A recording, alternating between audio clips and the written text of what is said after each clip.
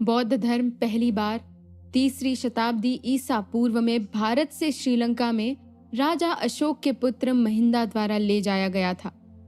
वहां इसने बहुत लोकप्रियता हासिल की और आज भी ये फल फूल रहा है। शुरुआती शताब्दियों में व्यापारियों और मिशनरियों द्वारा बौद्ध धर्म को दक्षिण पूर्व एशिया में ले जाया गया था। इंडोनेशिया में बोरोबुदुर और कंबोडिया में अंगकोर जैसे महान स्मारक इन क्षेत्रों में बौद्ध धर्म के वैभव के प्रमाण हैं। पहली शताब्दी ईस्वी में बौद्ध धर्म चीन पहुंचा, जहां कई सूत्रों का शास्त्रीय चीनी में अनुवाद किया गया। चौथी शताब्दी ईस्वी में बौद्ध धर्म ने कोरिया और जापान में अपना रास्ता खोज लिया। 17वीं शताब्दी से पहले पश्चिम में लोगों ने बुद्ध और उनकी शिक्षाओं के बारे में मार्को पोलो और ईसाई मिशनरियों जैसी शुरुआती यात्रियों से सुना था।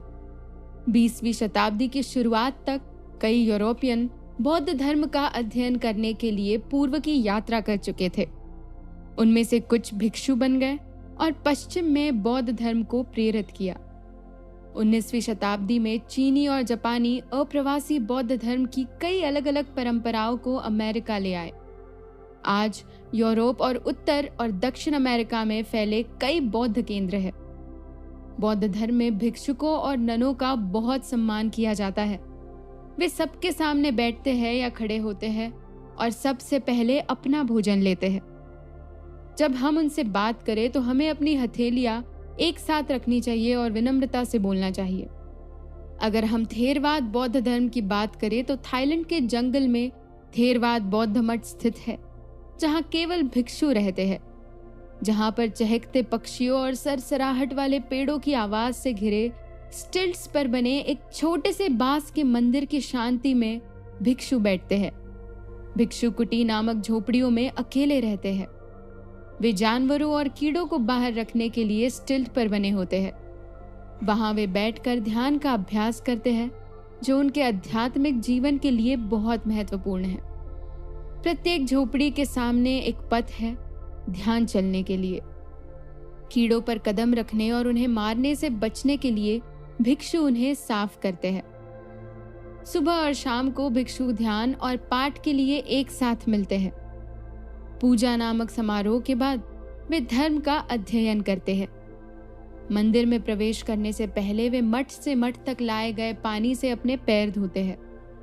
नीचे एक धारा भिक्षुओं और ननों के लिए उनके प्रारंभिक प्रशिक्षण के हिस्से के रूप में जंगल में रहना पारंपरिक है।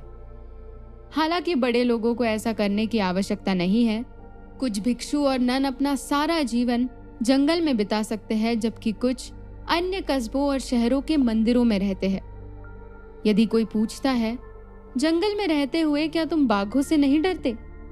तो भिक्षु उत्तर देता है, कभी कभी जब भिक्षु जंगल में चल रहे होते हैं तो उन्हें लगता है कि बाघ उनका पीछा कर रहे हैं, लेकिन चूंकि वे हत्या ना करने का सिद्धांत रखते हैं, वे डरते नहीं हैं और बाघ जानते हैं कि उन्हें नुकसान नहीं होगा। तिब्बती बौद्ध धर्म में मंदिर बहुत रंगीन होता है। इसे कई प्रकार की बुद्ध छवियों और थैंक्स नामक दीवार पर लटकने से सजाया गया है। वेदियों पर सुंदर दीपक और धूप धारक है। मंदिर की दीवारों में बड़े प्रार्थना चक्र लगाए गए हैं। चावल के कागज की पट्टियों पर लिखे गए मंत्रों को पहियों के अंदर रखा जाता है। वे गहरे आध्यात्मिक अर्थ वाले प्रतीकात्मक वाक्यांश है। जब हम प्रार्थना के पहियों को घुमाते हैं तो हम उनका बार बार पाठ करते हैं। हाथ से पकड़े जाने वाले प्रार्थना चक्र भी है, जिन्हें लोग घुमाते हैं। तिब्बतियों के लिए बौद्ध धर्म एक खुशहाल धर्म है, जिसमें उनके पसंदीदा त्योहार भी होते हैं। मुखौटे और वेशभूषा में लोग बुद्ध के जीवन के बारे में नाटक करते हैं। इन दिनों उज्जवल नए प्रार्थना झंडे लटकाए जाते हैं। वे हवा में उड़ते हैं, साथ में पहाड़ियों और हमें प्रकृति के साथ सद्भाव में रहने के लिए याद दिलाते हैं। अब आपकी यात्रा समाप्त हो गई है। क्या आप बुद्ध की आत्मा के साथ जा सकते हैं? जापानी बौद्ध धर्म में भी मंदिर की संस्कृति ही प्रचलित है। एक जापानी मंदिर में हमारी मुलाकात तारों से होती है।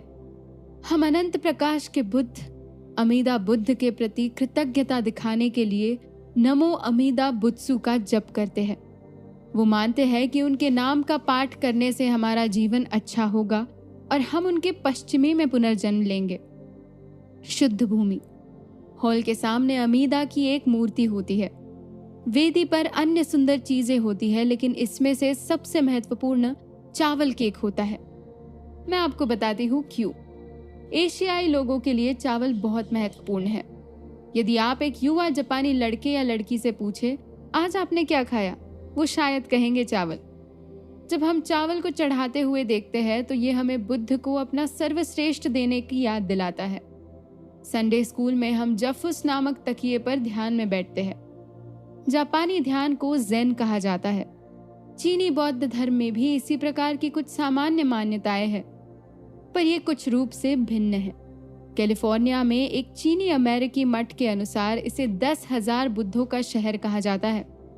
मुख्य पूजा हॉल के अंदर बुद्ध की 10,000 से अधिक छोटी मूर्तियां हैं। ग्वो चेंग ने कहा है, 10,000 बुद्धों का शहर एक बौद्ध समुदाय है जहां दुनिया भर से लोग बौद्ध धर्म का अध्ययन करने आते हैं। शहर के अपने स्कूल हैं, लेकिन हमारे स्कूलों में जाने या यहाँ रहने के लिए आपको बौद्ध होने की आवश्यकता नहीं है। मंदिर में दिन सुबह के समारोह के साथ 4 बजे शुरू होता है।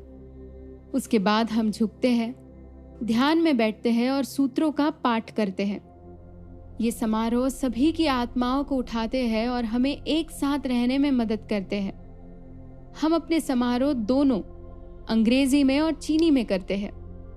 दिन भर में कई समारोह होते हैं। हम एक शाम समारोह और एक धर्म वार्ता का साथ दिन का संपन्न करते हैं। हर कोई सुबह 8 बजे काम या स्कूल जाता है।